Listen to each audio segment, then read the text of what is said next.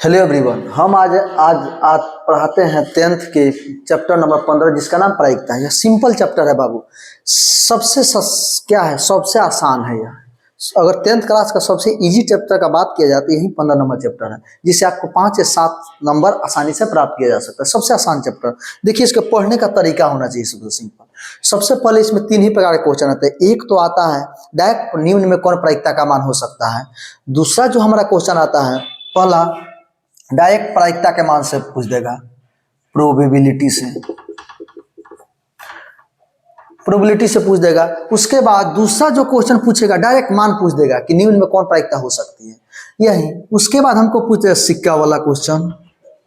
तीसरा पढ़ना है पासा, और चौथा और अंतिम ताश का पत्ता। बस सिंपल इतना ही।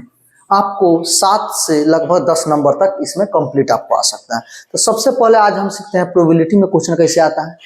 अब यह कह दीजिएगा प्रायिकता में तो सभी प्रायिकता, लेकिन डायरेक्ट प्रायिकता से क्वेश्चन है तो उसमें ना सिक्का रहता है, ना पासा रहता है, ना ताश रहता है। दूसरा हम सिक्का 2 वीडियो हम बनाएंगे, आप दोनों वीडियो देख लीजिए, 1 नंबर आपका कमी नहीं हो सकता। आते हैं हम इस चैप्टर के मूलभूत संरचना के बारे में। सबसे पहले प्रायिकता किसे कहते हैं। प्रायिकता बराबर होता है बाबू घटी हुई घटना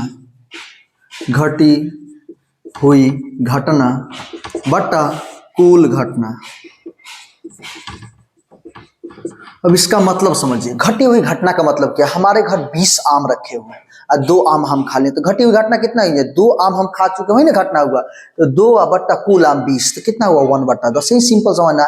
यह प्रायिकता उसी कहते हैं। कहीं भी देगा प्रायिकता क्या है, किसी भी घटना में घटी हुई कुल घटना बट्टा कुल घटना। माने जितना घटना घटती, जैसे 20 आम हमारे घर पर है, उसमें से 2 आम हम खा चुके हैं, तो कितना हो जाएगा 2। कुल आम कितना है 20, कटा देंगे 1/10 हुआ कि नहीं। यही प्रायिकता हो गया।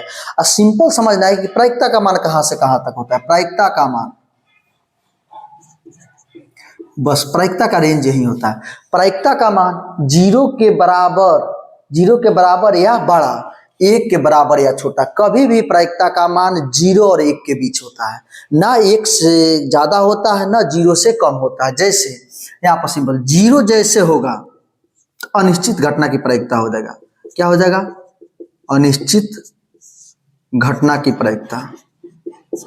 जैसे 1 हो जाएगा तो निश्चित घटना की प्रायिकता।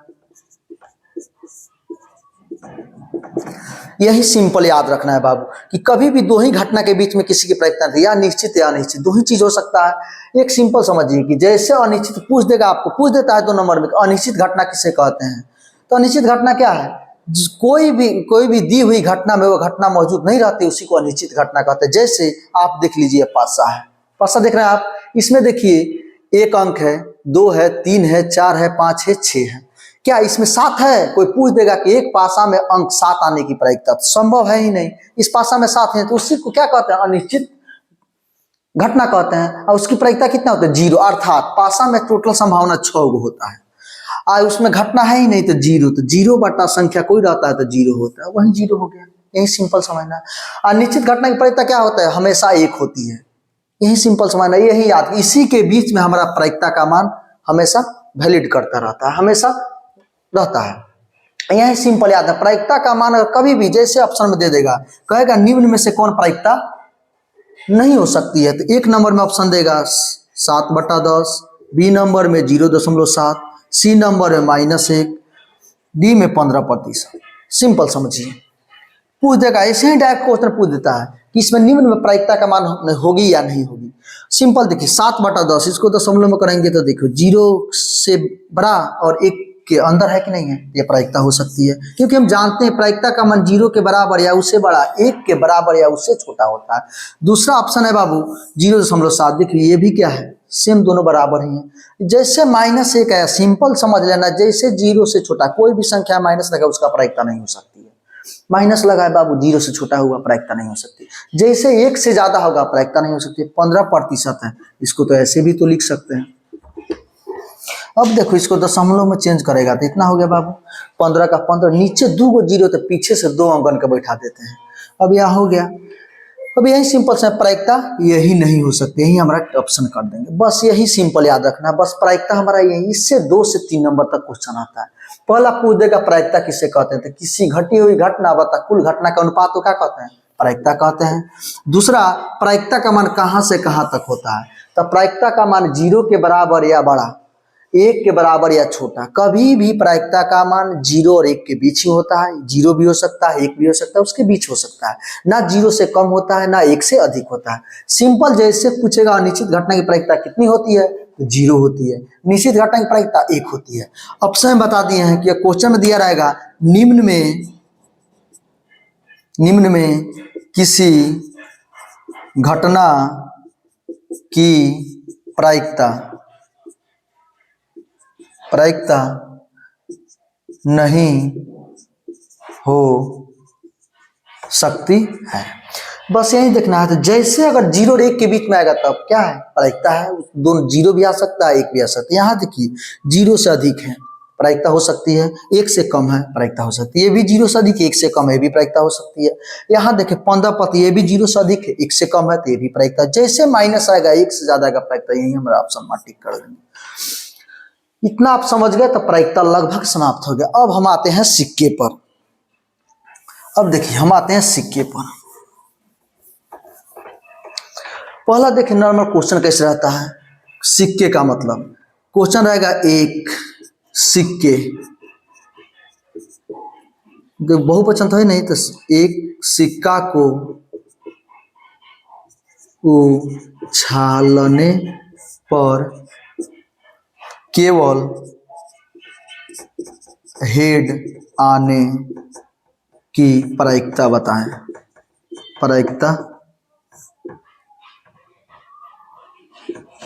प्रायिकता क्या होगा, सिंपल यही समझना है। तो सबसे हमको प्रायिकता निकालने के पहले दिमाग में आना चाहिए कि किस चीज को हम उछाल रहे हैं।